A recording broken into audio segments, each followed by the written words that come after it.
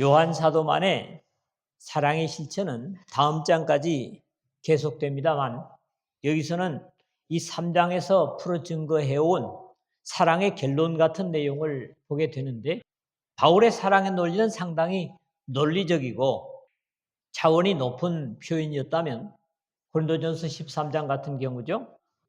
요한은 오히려 야고보처럼 실천적인 부분을 강조해 왔다고 할 수 있습니다. 그러다가 호련히 우리 스스로의 마음의 책망할 것에 대한 부분을 거론하면서 그런 부분이 있을 수도 있고 없으면이라는 경고와 함께 하나님은 우리의 판단이나 생각보다 크심을 증거하고 있습니다. 우리 믿음의 사람들조차도 때로는 하나님을 사람과 같이 생각하고 이럴 것이다, 저럴 것이다 나름대로 판단하고 결정해버리는 경우들이 있지만은 하나님은 우리의 판단 너머에 계시는 판단받으실 수 없는 분이심을 증거합니다.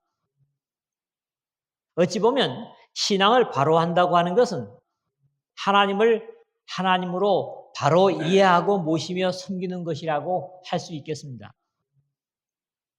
언제나 믿는 사람이건 믿지 않는 사람들이 하나님을 자신의 한계와 같이 생각해버리는 것이 문제입니다.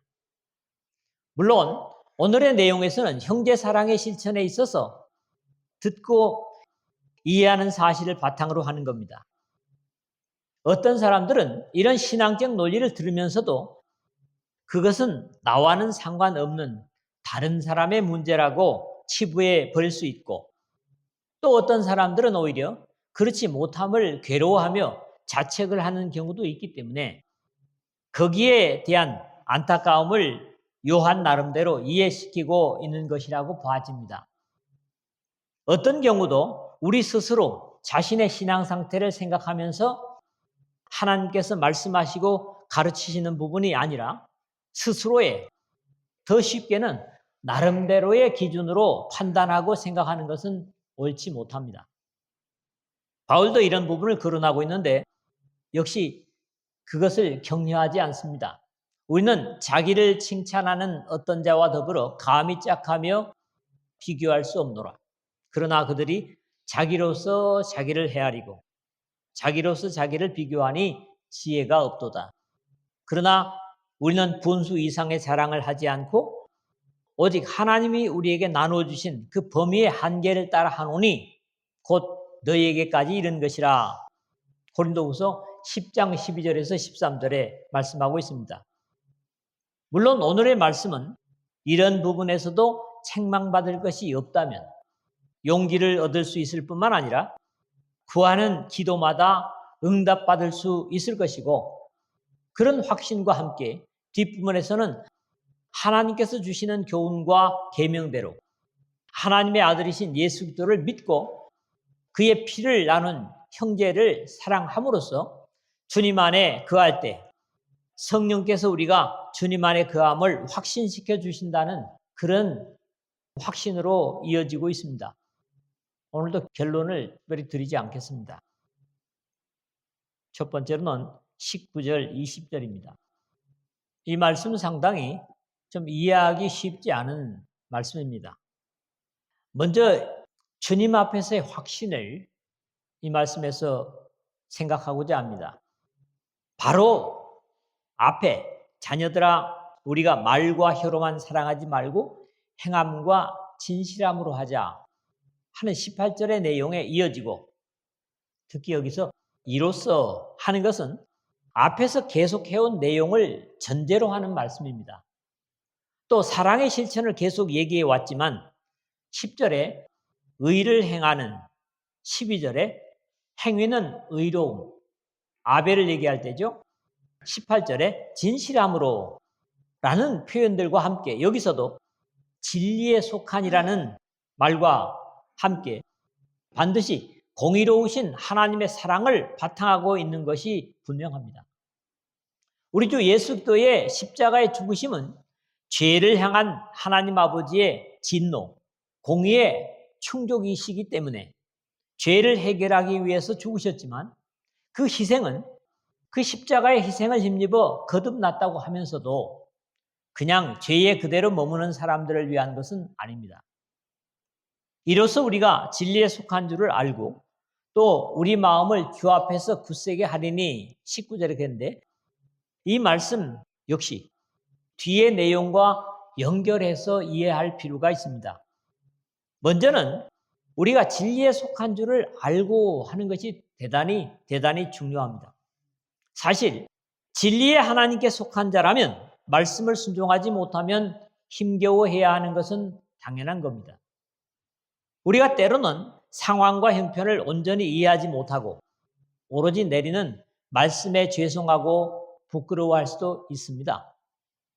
사실 그런 것은 진리에 속해 있다는 증거일 수도 있죠. 왜냐하면 하나님께, 즉 진리에 속해 있지 않다면 하나님의 말씀으로 인해서 힘겨워해야 할 이유가 없기 때문입니다.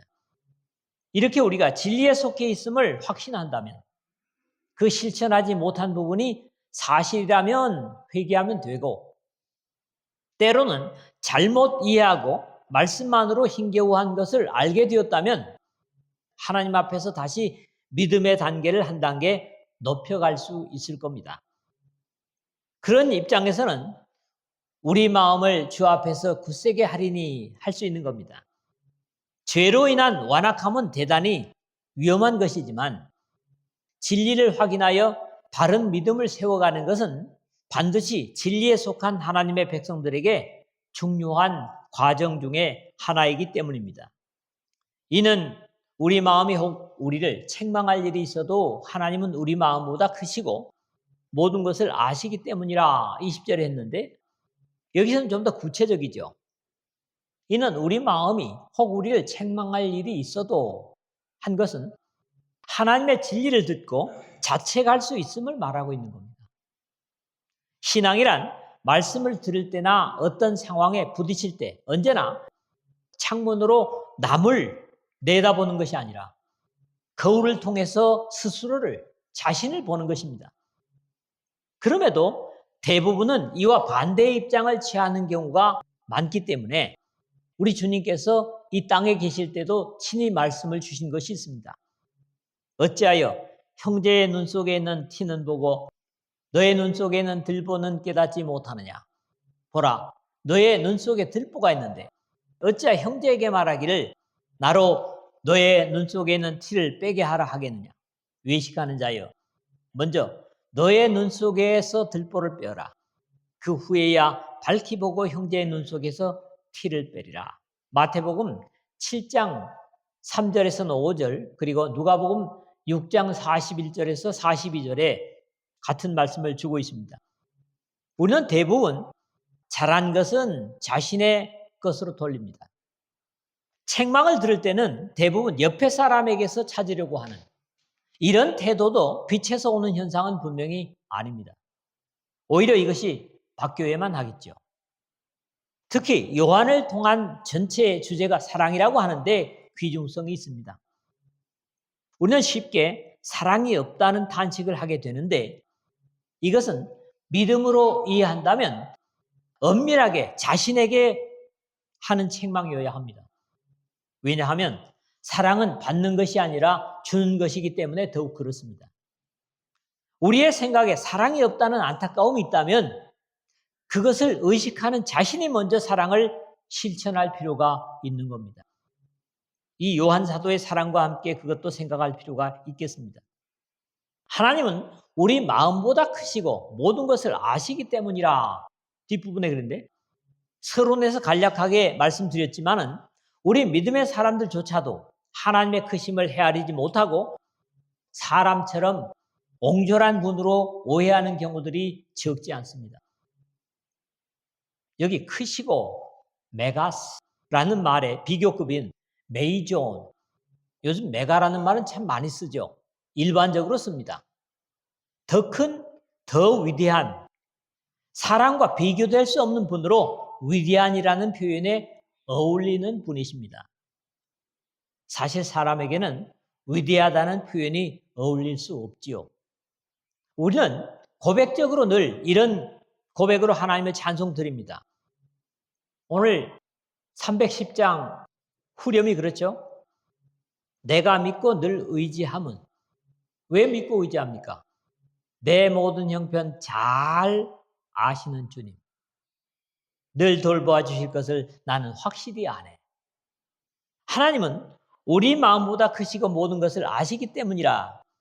특히 여기 우리 마음보다 크시고는 우리가 이해하고 생각할 수 있는 것을 넘어서는 분이심을 증거하는 표현이고, 모든 것을 아시기 때문이라는 묘사는 하나님의 속성으로 아시기 때문이라 했지만은, 여기 기노스코라고 하는 일반적인 말이 쓰였습니다마는 절대적으로 아는 것으로, 단순히 개인적인 관찰이나 지각에 의해서 아는 것이 아니라 실제 이성적인 진리에 근거해서 아는 것, 단순히 보고 경험에만 근거한 것이 아니라 무엇을 완전히 파악하고 이해해서 잘못이 전혀 있을 수 없는 지혜로서의 이해를 이 하나님이 아신다고 하는 표현에 쓰고 있는 겁니다. 이런 하나님의 전지하심에 너무나 철저했던 신앙의 사람 다윗은 여호와여, 주께서 나를 살펴보셨으므로 나를 아시나이다. 주께서 내가 앉고 일어섬을 아시고 멀리서도 나의 생각을 밝히 아시오며 나의 모든 길과 내가 눕는 것을 살펴보셨으므로 나의 모든 행위를 익히 아시오니 여호와여, 내 혀의 말을 알지 못하는 것이 하나도 없으시니이다. 시편 139편 1절에서 4절에 고백하고 있습니다. 우리가 같은 믿음의 사람이라면 어떤 오해나 모함 속에 휘말린다고 할지라도 다윗처럼 하나님이 아신다 하는 고백으로 감당해야 할 것입니다. 그렇기 때문에 우리가 섬기는 하나님을 사람의 이해의 범주에 넣어서 생각해서는 안 될 것입니다. 이런 하나님이시기 때문에 우리의 반응이 믿음으로 인한 신령한 것인지 아니면 단순한 사람의 생각으로 인한 것인지를 완벽하게 아시기 때문에 하나님의 말씀과 성령을 따라 반응함인지 생각을 분명히 우리는 몰라도 하나님은 아신다는 겁니다. 때문에 문제는 우리가 영적으로 바른 반응만 할 수 있다면, 말씀의 말입니다. 또 신앙에 있어서 그것이 슬픈 것이든지 안타까움이든지 걱정할 필요가 없다는 확신인 거죠. 그러므로 주께서 모든 것을 아신다는 것은 믿음이 없는 사람들에게는 두려움입니다. 행한 것을 다 알고 있다는 것이. 그러나 신앙하고 주님을 경외하는 사람들에게는 큰 위로가 되는 고백인 겁니다. 여러분 어떻습니까? 두 번째로는 21절에서 22절입니다. 자, 여기서는 하나님의 말씀을 행함으로 기도를 반드시 응답하실 것이다, 이런 약속이죠. 바로 앞 20절의 결과에 의한 것임을 확인할 수 있습니다. 모든 것을 완벽하게 아시는 하나님 아버지시기 때문에 경우에 따라서는 우리가 사랑하라는 당부를 듣고 그렇지 못했다고 생각하고 자책을 하는 상황이 된다고 할지라도 다시 전후 좌우를 살펴서 이해하고 자책할 것이 없다면 믿음에 더욱 담대함을 얻고 그런 확신으로 기도하는 것들은 반드시 응답해 주신다는 귀한 약속이 이어지고 있습니다. 단순히 순간에 느끼는 비탄이 아니라 하나님처럼 바른 판단과 이해로 우리 스스로를 믿음에 세울 수 있다면 오히려 잘못 이해하여 자책한 것들은 믿음의 손해가 아니라 보탬이 됨을 확인하고 있는 겁니다. 사랑하는 자들아, 만일 우리 마음이 우리를 책망할 것이 없으면 하나님 앞에서 담대함을 얻고, 21절인데 이 말씀 역시 순간과 전후 좌우를 살핀 후에 있게 되는 반응임을 이해할 수 있습니다. 나타난 것으로 죄스러워하고 또는 억울하고 힘겨울 때에도 어느 정도의 시간이 지나서 앞뒤를 다 보고 믿음을 판단으로 한 행동이었다고 이해되면 자책에서 오히려 담대함으로 바뀔 수 있는 겁니다. 물론 이것은 바른 믿음의 경우에만 그렇게 될 것입니다. 하나님 앞에 거리낌이 없다면 당당할 수 있는데 그것도 사람 앞에서가 아니라 하나님 앞에서 담대함을 얻고 라고 더욱 확신에 설 수 있다는 표현입니다. 또 믿음의 사람이라면 당연히 그래야 할 것입니다. 때로 오해로 인해서 욕을 듣고 마음의 안타까움을 가지게 되더라도 하나님을 의식하는 사람이었다면 담대함은 당연한 결과가 될 것입니다. 여기서도 위험한 소지는 있는데 사실적으로는 옳지 못하면서 하나님께 담대해진다면 그것은 오히려 해결이 불가능한 뻔뻔함이 될 것이기 때문입니다. 믿음으로 하나님을 의식함으로 오는 담대함은 복이고 옳은 것이지만 죄를 지으면서 담대함이 된다면 그것은 저주가 될 것이기 때문이죠. 이에 대한 격려와 경계는 베드로 사도를 통해서 주고 있습니다. 부당하게 고난을 받아도 하나님을 생각함으로 슬픔을 참으면 이는 아름다우나 죄가 있어 매를 맞고 참으면 무슨 칭찬이 있으리요. 그러나 선을 행함으로 고난을 받고 참으면 이는 하나님 앞에 아름다우니라. 베드로전서 2장 19절에서 20절입니다. 이런 이유에서도 모든 경우에 우리가 자책을 벗고 하나님 앞에 더욱 담대함을 얻을 수 있는 여러분 모두 되시기를 주님의 이름으로 부탁을 드립니다. 무엇이든지 구하는 바를 그에게서 받나니 이는 우리가 그의 계명을 지키고 그 앞에서 기뻐하시는 것을 행함이라. 22절인데 기도만큼이나 믿음이 필요한 것도 없지요. 주님께서는 믿고 드리는 기도의 확실성에 대해서 여러 가지로 가르치신 바 있습니다. 믿음의 위대성은 겨자씨만한 믿음만 있어도 우리가 상상할 수 없는 하나님의 역사를 경험할 것이라고 말씀을 하셨습니다. 진실로 너희에게 이르노니 만일 너희의 믿음이 겨자씨 한 알만큼만 있어도 이 산을 명하여 여기서 저기로 옮겨지라 하면 옮겨질 것이요 또 너희가 못할 것이 없으리라. 마태복음 17장 20절이고 누가복음 17장 6절은 앞의 내용은 같습니다만 뒤에는 뽕나무로 뽑혀서 바다에 심기라 해도 그대로 될 것이요. 이것만 차이가 있습니다.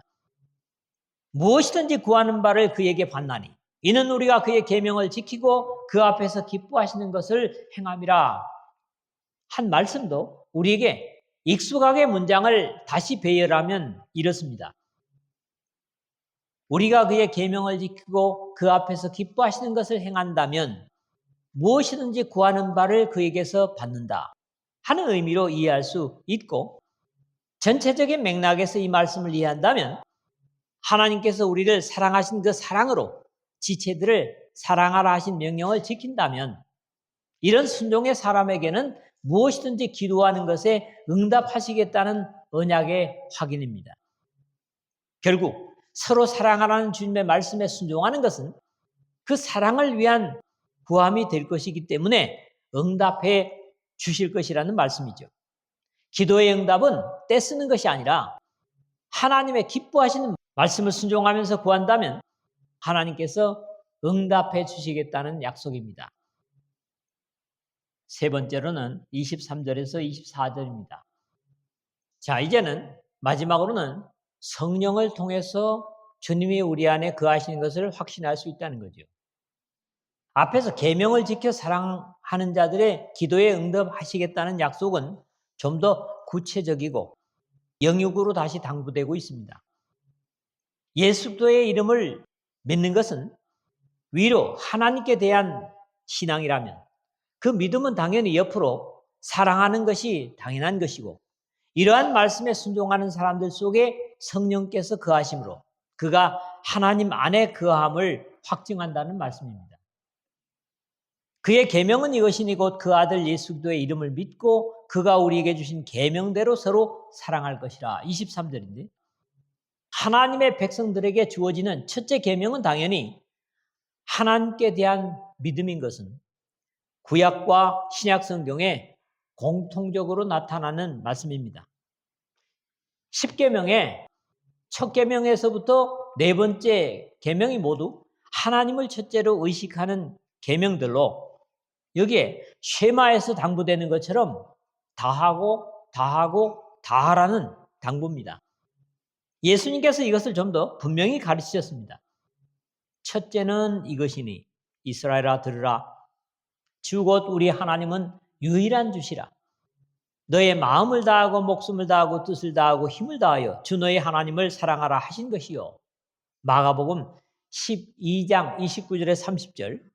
이 말씀 물론 신명기 6장 4절에서 5절에 쉐마라고 하는 말씀입니다. 그러므로 그의 계명은 이것이니 곧 그의 아들, 그 아들 예수 그리스도의 이름을 믿고 23절 첫 부분에 그랬는데 먼저가 제대로 되어야 그죠? 첫째가 제대로 되어야 하나님의 사랑받는 자녀라고 할 수 있을 겁니다.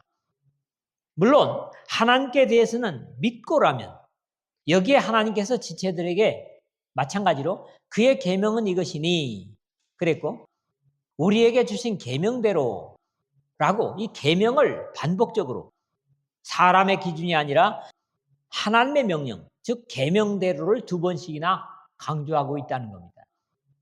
사랑하되 그 기준은 사람의 기준이 아닌 형제나 가족이나 남녀의 사랑의 감정인 에로스도 아닌 십자가의 희생적인 사랑이 모범일 뿐입니다. 보다 분명한 기준을 바로 뒤에 가서 보게 되겠지만은 사랑하는 자들아 우리가 서로 사랑하자. 사랑은 하나님께 속한 것이니 사랑하는 자마다 하나님께로부터 나서 하나님을 알고 사랑하지 아니하는 자는 하나님을 알지 못하나니 이는 하나님은 사랑이심이라. 4장 7절에서 8절에 하나님은 어찌 보면 사랑덩어리라는 표현을 보게 됩니다. 그럼에도 하나님께서 그 백성들을 향한 계명은 여기서 멈추지 않습니다. 둘째는 이것이니 너의 이웃을 너의 자신과 같이 너 자신과 같이 사랑하라 하신 것이라. 이보다 더 큰 계명이 없느니라. 조금 전에 인용했던 마가복음 12장 31절 말씀이죠. 위로 하나님을 경외함으로 섬기는 백성이라면 같은 피를 나눈 하나님의 자녀된 같은 진리를 순종하며 사는 그리스도의 피로 값주고 사신 고린도전서 7장 23절에 지체들을 사랑하라는 연장된 계명입니다. 그의 계명을 지키는 자는 주 안에 거하고 주는 그 안에 거하시나니 우리에게 주신 성령으로 말미암아 그가 우리 안에 거하시는 줄을 우리가 아느니라. 이제 마지막 절인데 그리고 이 계명은 요한 사도의 애용어인 굉장히 자주 쓰는 거하는 거처를 한정하게 된다는 겁니다. 주님께서는 그를 따르는 제자들에게 내 안에 거하라. 나도 너희 안에 거하리라.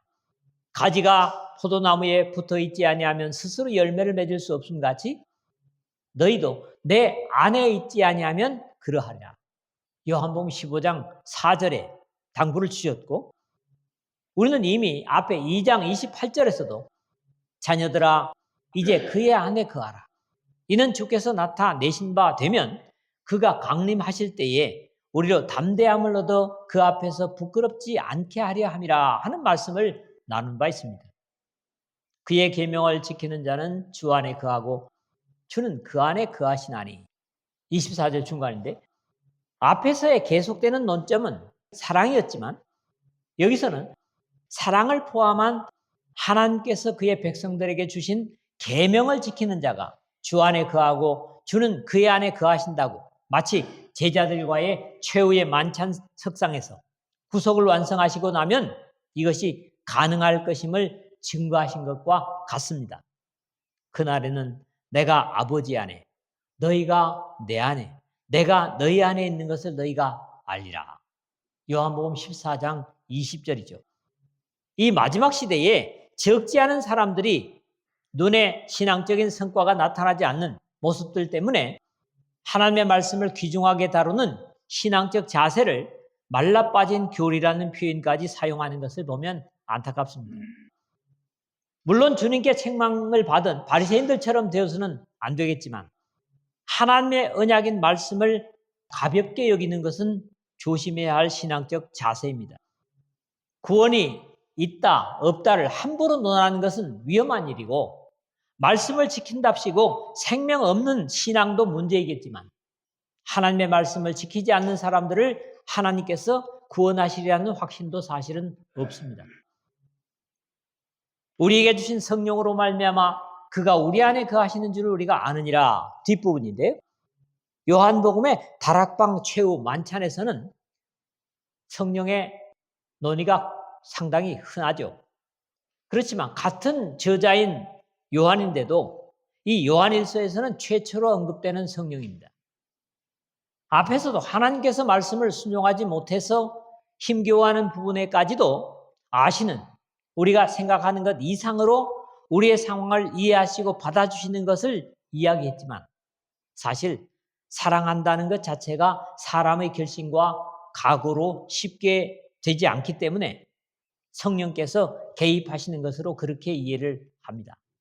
즉 성령을 통한 은사로 불가능한 영적 부분까지도 가능케 하심을 이해할 수 있습니다. 또 지체라고 이름하면서 하나님의 진리를 따라 살지 않는 사람들을 사랑해야 되는가 하는 부분에 대해서도 여기서는 또 경계를 주고 있습니다. 성령의 임재가 사도시대처럼 잘 감지되는 것도 아니지만 성령이 보입니까? 성령의 역사가 보여요? 그렇지는 않죠. 성령을 통해서 우리 심령을 성전 삼고 임재해 계신 하나님을 알게 된다면, 또 우리가 그런 확신을 가지고 우리 안에 계시는 성령을 인정하면서 그분의 명령을 따를 자세로 준비된 그런 신앙의 자세를 가져야 된다는 거죠. 그러면 바로 앞에서 인용한 바 있는 그날에는 내가 아버지 안에, 너희가 내 안에, 내가 너희 안에 있는 것을 너희가 알리라 한 요한복음 14장 20절의 예언도 역시 성령을 통한 함께 하심을 이해하게 됩니다. 우리는 사랑하라고는 당부를 받으면서 많은 혼란을 겪을 수 있습니다. 그 범위가 어디까지냐? 그러나 하나님께서 말씀하시는 사랑의 범위는 적어도 한정이 되어 있지 않습니다. 믿지 않는 사람이니까 또 원수까지도라고 하는 그런 말씀을 우리에게 주시기 때문이죠. 다만 우리가 진정으로 주님처럼 사랑해야 될 것은 하나님의 진리를 따라 순종하는 백성이라는 겁니다. 여러분들이 참으로 이 말씀을 들으면서, 사랑의 이야기를 들으면서 아픔이나 고통이 아니라 오히려 감사와 기쁨으로 우리를 다잡고 다시 완전한 하나님의 사랑에 거할 수 있는 모두가 되시기를 주님의